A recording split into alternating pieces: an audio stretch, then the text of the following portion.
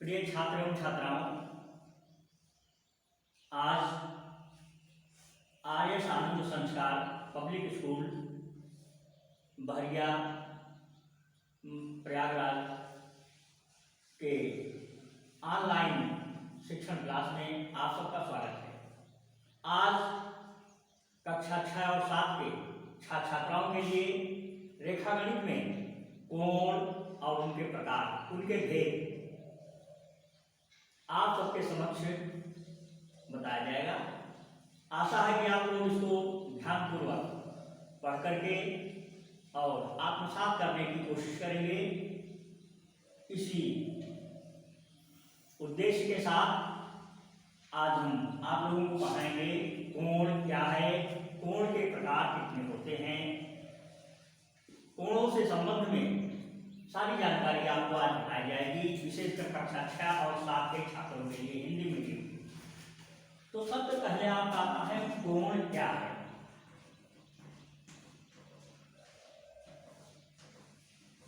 What is angle? कोण क्या है, कोण किसे कहते हैं। आपको कोण की परिभाषा समझनी है, कोण किसे कहते हैं। कल हमने आपको बताया था किरण के विषय में।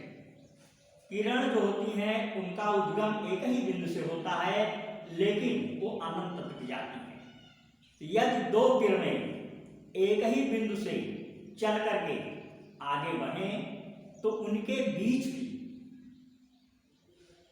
दोनों किरणों के मध्य जो आकृति बनती है, दोनों किरणों के मध्य जो आकृति बनती है, उनकी दोनों किरणों की दिशाओं के बीच में जो गैप होता है, जो जगह होती है, उसी को कोण कहते हैं।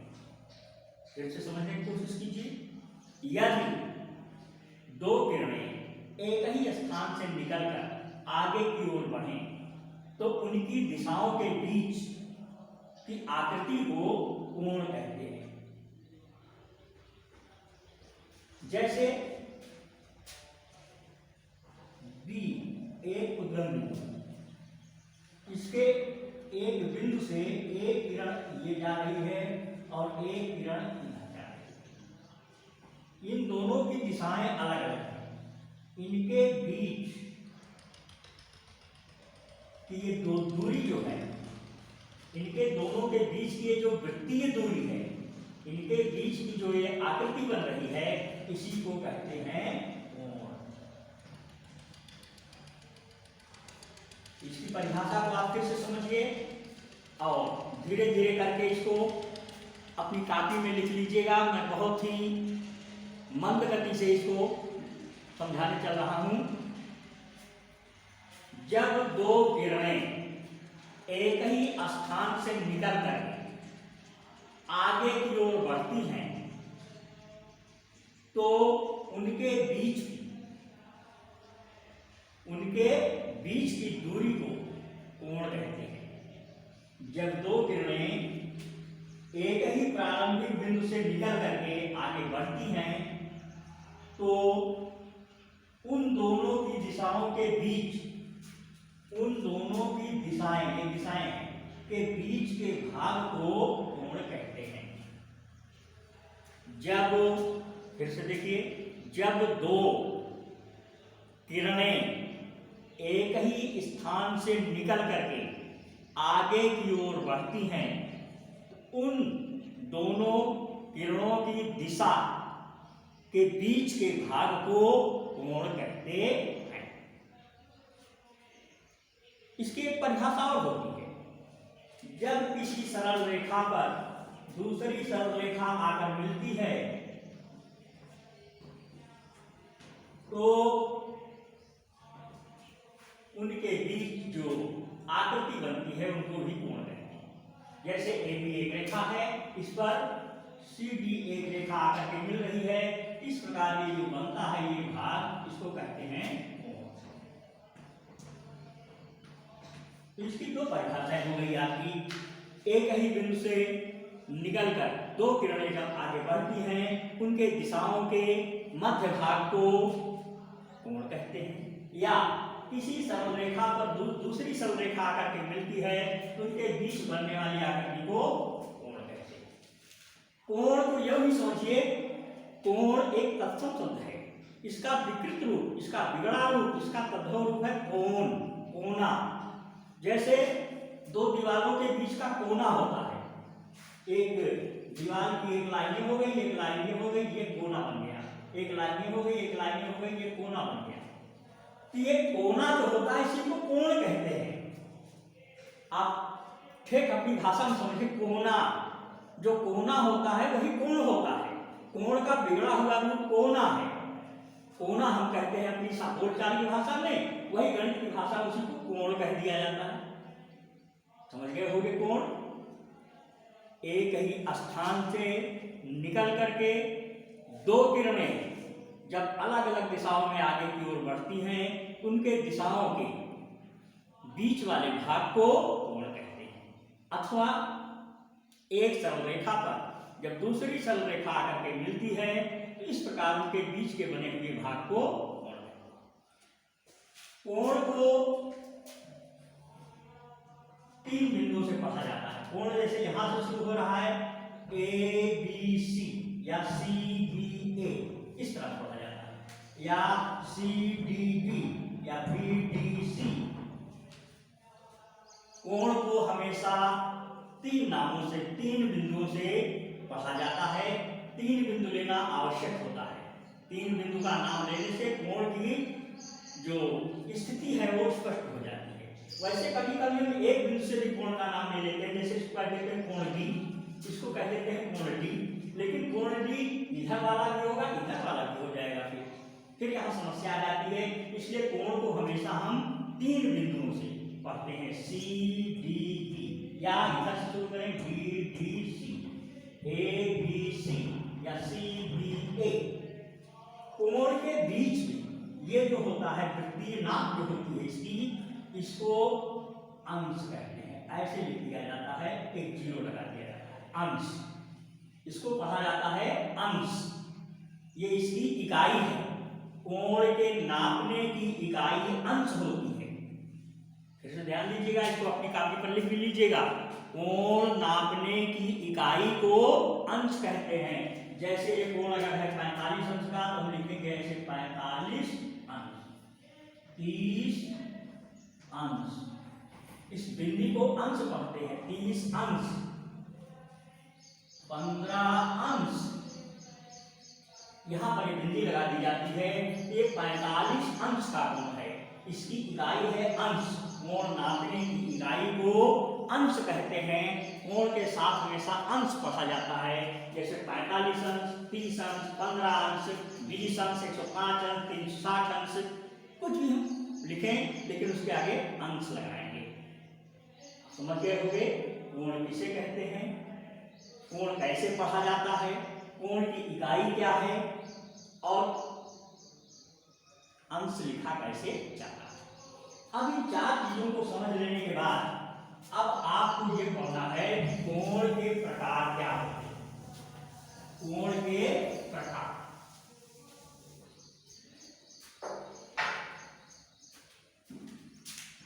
कोण के प्रकार या कोण के भेद।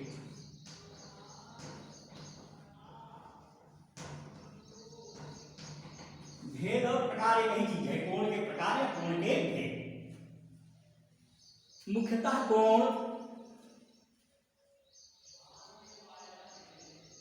5 प्रकार के होते हैं। आजकल नवीन गणित के अनुसार कोणों को 7 भागों में बांटा जाता है, माने कोण 7 प्रकार के होते हैं। मतलब पहले और आज तक की गणित में इतना अंतर हो गया है कि अब कोण को 7 भागों में बांटा जाता है। कोण 7 प्रकार के माने जाते। पहले आपने 5 में भी पढ़ा होगा तो कोण को 5 प्रकार का बताया गया होगा। हम लोग भी जब पढ़ते थे तो कोण 5 प्रकार के बताए जाते थे, लेकिन अब नवीन अवधारणा के अनुसार, नए गणितज्ञों के अनुसार, गणित के विद्वानों के अनुसार कोण को 7 भागों में बांटा जाता है। कोण 7 प्रकार के होते हैं। कोण के 7 भेद होते हैं। तो पहला भेद क्या होता है, शून्य कोण।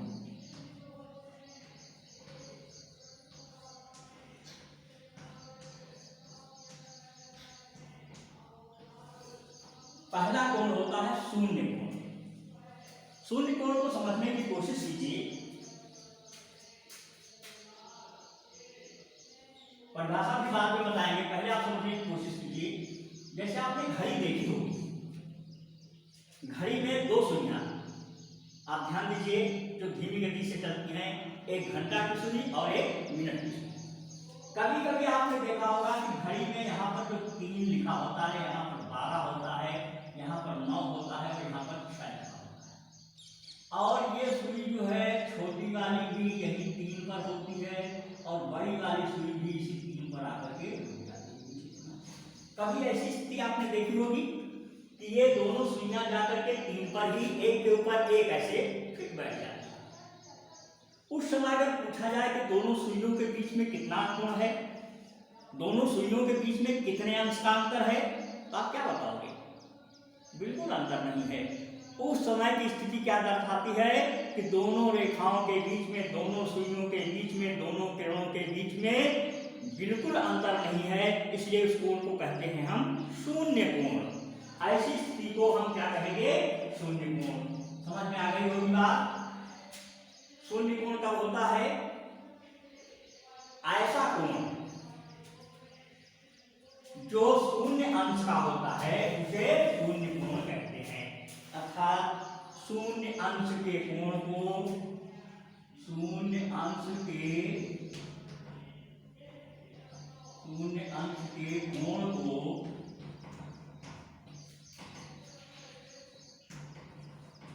शून्य कोण कहते हैं।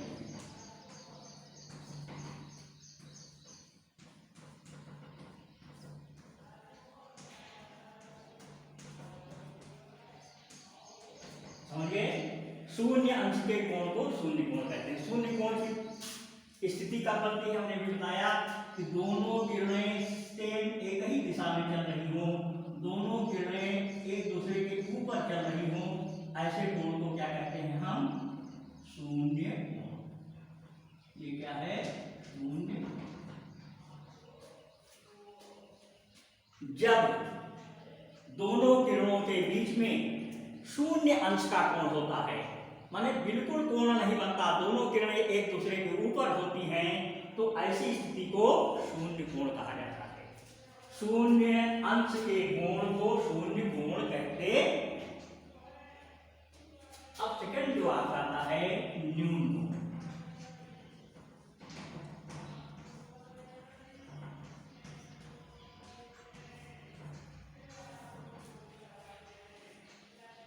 आप थोड़ी सी वही घड़ी की कल्पना कीजिए जो हमने चित्र बनाया था। इधर 3 हो गया, इधर 12 हो गया, यहाँ 9 हो गया और यहाँ 7 हो गया, ये 20। अब ये सुई जो है यहाँ पर है, मान लिया छोटी वाली सुई है, और बड़ी वाली सुई जो है यहाँ पर आ गई है।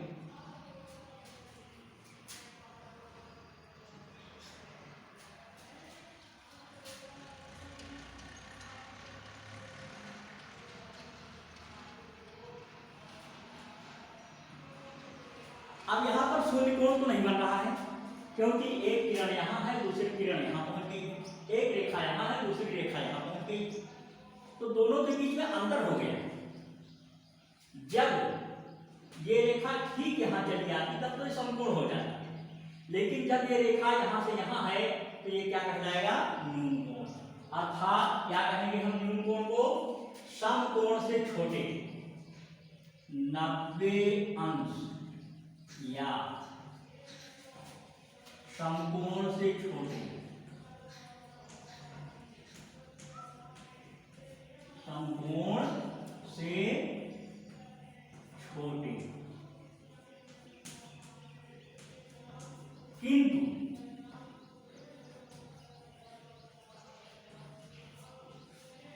शून्य अंश से बड़े, शून्य अंश से बड़े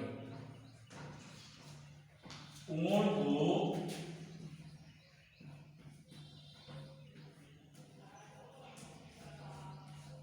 न्यून कोण कहते हैं।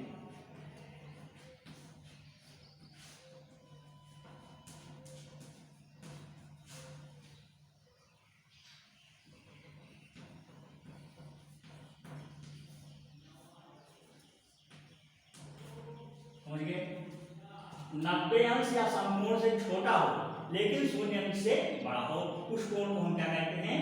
न्यून कोण कहते हैं। ये देखिए, ये जो है शून्य अंश से बड़ा हो गया लेकिन इस 90 से जो है वो कम है, इसलिए इसको हम क्या कहेंगे? न्यून कोण कहेंगे। इसको चित्र बनाना है, एक किरण ऐसे खींच लीजिए और एक किरण ऐसे खींच लीजिए। यहाँ पर 30 अंश लिख दीजिए या 60 अंश लिख दीजिए या 45 अंश लिख दीजिए, 90 से छोटा लिखिए। ये कोण क्या कहलाएगा? न्यून कोण। ये हो जाएगा आपका न्यून कोण। समझ आ गया होगा? वह कोण जो 90 अंश से छोटा हो, 90 अंश समकोण को भी कहते हैं, बताएंगे उसको, जो 90 अंश से छोटा हो और 0 अंश से बड़ा हो, 0 अंश से बड़ा हो, उसे न्यून कोण कहते हैं। न्यून कोण इस प्रकार का बनता है। और एक चीज यहीं पर आप समझ लीजिए, जो आप कोण बनाते हैं, हाथ से लाइन मत खींचिए, स्केल रखिए पटरी, और पटरी से ऐसे बिल्कुल सीधी लाइन रखिए, फिर यहाँ पटरी रखिए और इसको जो है ऐसे सीधी लाइन कीजिए। इसको इस तरह से बनाया करिए, तभी ये कोण बनेगा। अगर आप पटरी से नहीं बनाओगे, स्केल से नहीं बनाओगे, तो ये कोण जो है, ये लाइन आप खींचोगे तो ऐसे हो जाएगी, ये लाइन खींचोगे ऐसे हो जाएगी और ये कोण गलत हो जाएगा। इसलिए लाइन हमेशा सीधी होनी चाहिए, स्केल की सहायता से खींची जानी चाहिए। अब आपका आता है थर्ड। तीसरा जो है उसको कहते हैं हम समकोण।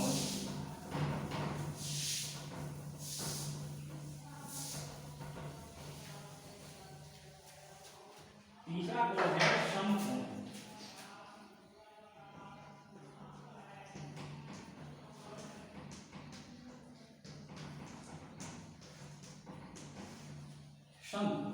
समकोण मतलब होता है एक सीधी रेखा पर दूसरी सीधी रेखा आकर के रुक जाए, वह समकोण कहलाता है। जैसे घड़ी में अभी आपने देखा, एक सुई ऐसे 3 पर हो और दूसरी सुई ठीक 12 पर चली जाए, तो ये बीच की जो दूरी होती है क्या कहलाती है? समकोण। दो दीवारें होती हैं आपके कमरे में, देखा होगा, एक दीवार पूर्व से पश्चिम जा रही है, एक उत्तर से दक्षिण जा रही है, दोनों पर जो कोना बन रहा है वो क्या होता है? समकोण होता है। आपकी मेज होती है, डेस्क होती है, डेस्क का एक कोना दूसरा कोना, एक कोना इधर से गया, एक कोना इधर से गया, ये होता है समकोण। आप हाथों से समकोण बना सकते हो, ऐसे हाथ को फैलाइए, ये जो होगा ये समकोण होता है। आपकी खिड़की, आपके दरवाजे सब समकोण पर होते हैं, आपकी दीवारें समकोण पर होती हैं, आपकी किताबें का एक कोण दूसरा कोण समकोण होता है। कोई भी चीज, आप ईंट जो होती है जिस पे आप दीवार बनाते हैं वो समकोण का होता है, उसकी दो कोने समकोण होती है। तो समकोण की परिभाषा क्या होगी? ऐसा कोण जो 90 अंश का होता है उसे समकोण है, अर्थात 90 अंश के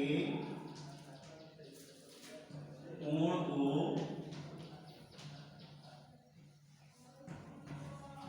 समकोण।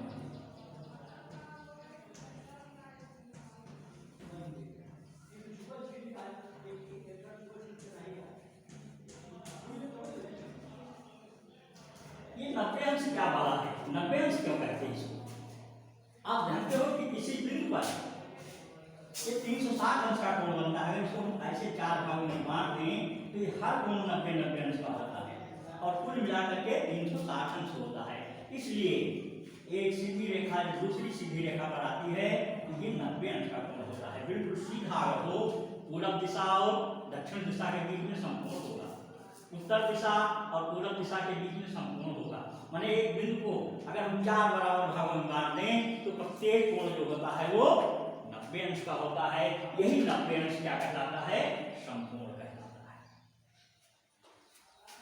चौथा होता है अधिक कोण।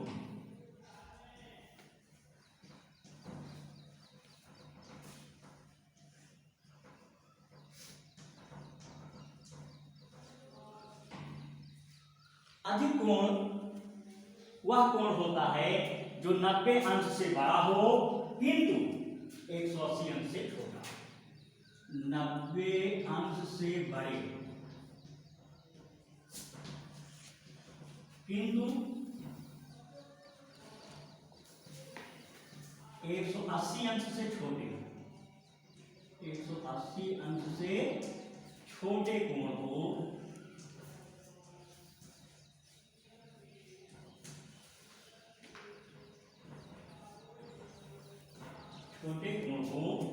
अधिक कोण कहते हैं।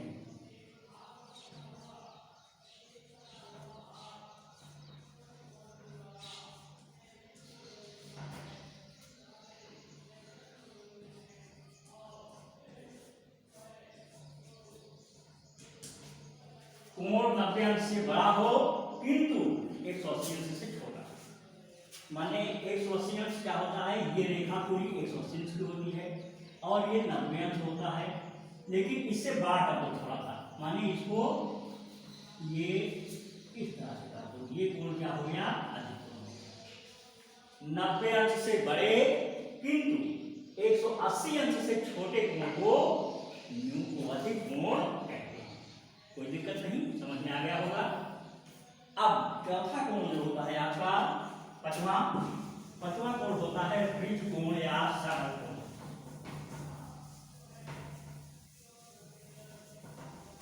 पांचवें कोण के दो नाम हैं, एक नाम है ऋजु कोण या सरल कोण, इसको ऋजु कोण भी कहते हैं, ऋजु कोण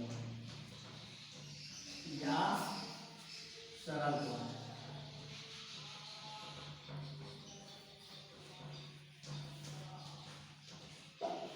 कभी कभी इसको रेखा कोण भी कहते हैं, क्योंकि एक रेखा के आकार में होता है। ऋज कोण, अभी उसी घड़ी के उदाहरण में देखिए, एक सुई आपकी 3 पर हो और दूसरी सुई 9 पर आ जाए,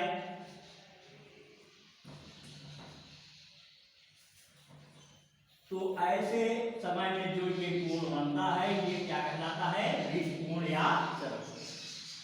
बहुत ही आसान चीज है। सुई एक ही जगह से निकल रही है, एक 3 की ओर चली गई, एक 9 की ओर चली गई, जो बीच में कोण बना कितने अंश का हो गया, ये देखिए यहाँ पर था तो 90 अंश का था, जब ये पूरा यहाँ आ गया तो 90 और 90 मिलकर के 180 अंश हो गया, और यही 180 अंश कोण को ऋज कोण कहते हैं। अब इसकी परिभाषा क्या बन गई, 180 अंश के कोण को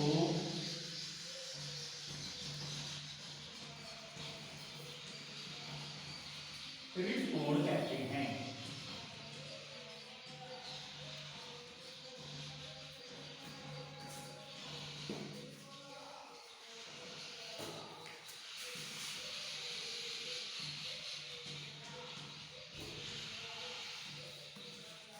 कोई दिक्कत नहीं, 180 अंश के कोण को ऋज कोण कहते हैं। एक बिंदु है, यहाँ से एक किरण इधर चली गई और एक किरण यहीं से इधर आ गई, और इसके बीच में जो बना वो 180 अंश का कोण बन गया, और यही जो क्या कहलाया, ऋज कोण कहलाया। अब छठा कोण जो होता है आपका,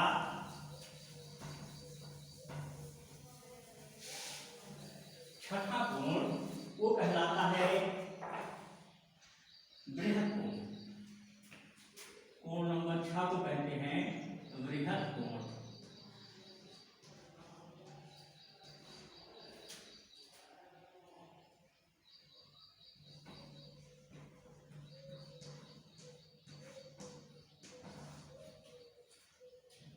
बृहत् कोण का अर्थ होता है कि 180 अंश से बड़ा हो लेकिन 300 अंश से छोटा, अर्थात 180 अंश से बड़े, 180 अंश से बड़े, 180 अंश से बड़े किंतु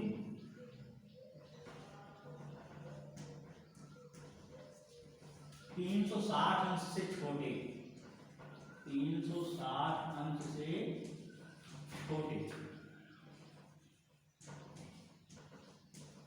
कोण को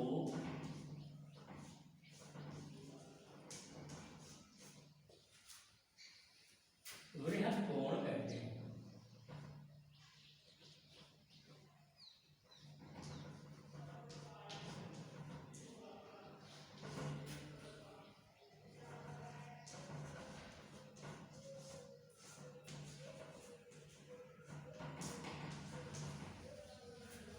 एक 180 अंश से बड़ा हो लेकिन 360 अंश से छोटा हो, ऐसे कोण को हम बृहद कोण कहते हैं। उदाहरण के लिए फिर वही घड़ी का चिन्ह, अभी आपने देखा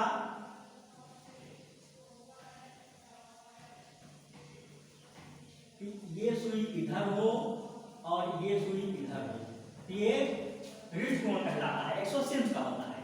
लेकिन ये मिनट वाली सुई अब यहां से जो चली थी, यहां से अब थोड़ा सा इधर आ जाए, यहां से घूमती हुई यहां पहुंच जाए। अब ये सुई यहां पर नहीं रह गई, अब सुई आ गई यहां पर, तो ये जो अब कोण बन गया ये 180 अंश से बड़ा हो गया। ये कोण कितने अंश का हो गया? 180 से बड़ा। कितने अंश का है ये तो हम नाप के पता लगाएंगे, लेकिन अब ये 180 अंश से बड़ा हो गया, थोड़ा सा और आगे सुई आ गई। ये कोण क्या कहलाएगा? बृहद कोण कहलाएगा। अर्थात 180 अंश से बड़े किंतु 360 अंश से छोटे कोण को बृहद कोण कहते हैं। इसके चित्र जो है आप ऐसे बना लीजिए, ए बी और सी, और ये इसका चिन्ह इधर बनेगा, ये बृहद कोण होगा। 180 अंश से बड़े किंतु 360 अंश से छोटे कोण को बृहद कोण कहते हैं। अगला है 7वां, संपूर्ण कोण।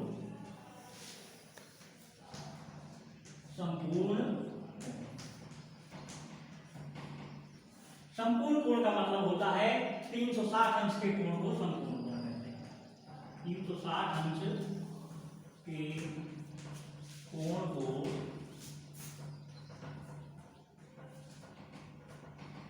संपूर्ण कोण कहते हैं।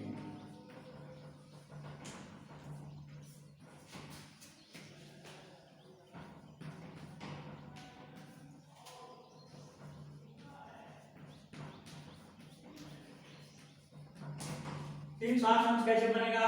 अब ये सुई जो है घूमते घूमते घूमते घूमते फिर अपने स्थान पे आ जाए, फिर कहाँ जाए? अपने स्थान पर। यहीं से चली थी, यहाँ पहुंची 90 अंश हो गया, यहाँ पहुंची 180 अंश हो गया, यहाँ पहुंची तो बृहद कोण बना दिया, और जब यहाँ पर आ गई फिर घूम के अपने जगह पर आ गई, एक चक्कर इसने पूरा कर लिया। एक चक्कर पूरा करने पर ये बन गया 360 अंश। अर्थात 360 अंश के कोण को संपूर्ण कोण कहते हैं। कहने का मतलब है कि ये किरण यहीं से चली और दूसरी घूमते घूमते घूमते घूमते फिर अपने ही स्थान पर आ गई। ये दो किरणें जब एक ही स्थान पे आ जाती हैं, इनके बीच में जो पूरा चक्कर लग जाता है, ये कहलाता है 360 अंश, और इसी को कहते हैं संपूर्ण कोण। यही 360 अंश का कोण संपूर्ण कोण कहलाता है। अब आपको आज मैंने कोण क्या होता है, कोण के प्रकार, घड़ी की सहायता से कोण को समझना आपने अच्छी तरह से समझ लिया होगा। कोण के भेद कितने होते हैं? कोण के 7 भेद होते हैं, न्यून कोण, शून्य कोण, समकोण, अधिक कोण, ऋज कोण, बृहद कोण, समकोण। सबको अलग अलग हमने परिभाषित कर दिया, घड़ी के माध्यम से सब कुछ बता दिया कि कैसे ये किरणें चलती हैं, कहाँ पर पहुंच जाती हैं, तो कितने अंश का कोण बन जाता है। अब आज की क्लास यहीं पर खत्म करेंगे और आशा करते हैं आप लोग इस शिक्षण कार्य से कुछ लाभान्वित होंगे। आप घर पर पढ़ेंगे और हमारे जो हमने सहयोग किया है आपका, आप भी हमारा सहयोग करेंगे और दोनों मिलकर के एक अच्छे वातावरण में स्कूल कॉलेज बंद होने के बाद भी जो पढ़ाई का माहौल बनाया जा रहा है, इसको आप लोग सफल बनाने की कोशिश करेंगे। धन्यवाद। अगले दिन।